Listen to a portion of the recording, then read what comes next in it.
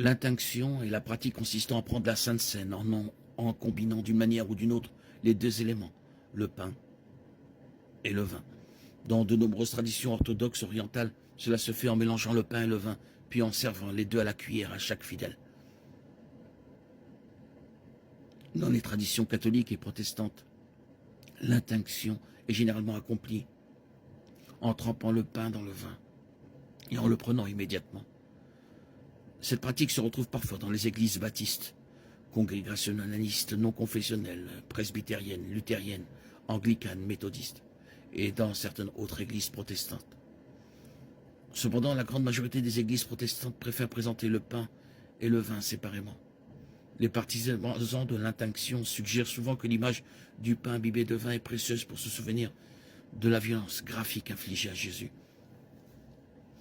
L'intinction est également plus pratique, disent-ils, car elle dispense de la nécessité de partager un calice ou de nettoyer ou de jeter des centaines de coupes individuelles. Historiquement, l'intinction a été associée à la communion des malades. Il est clair que, lors de la dernière scène, Jésus a donné aux apôtres le pain et le vin séparément avec des instructions individuelles concernant chaque élément. Les églises qui veulent rester aussi proches que possible du modèle de Jésus rejettent l'intinction et maintiennent la communion comme deux actions définies.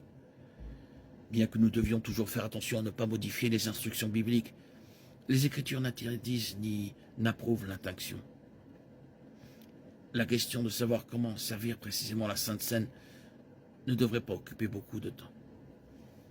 Ce qui est plus important, c'est que nous appliquions la signification et la valeur correcte à la Sainte Seine elle-même, et non la manière particulière de la présenter.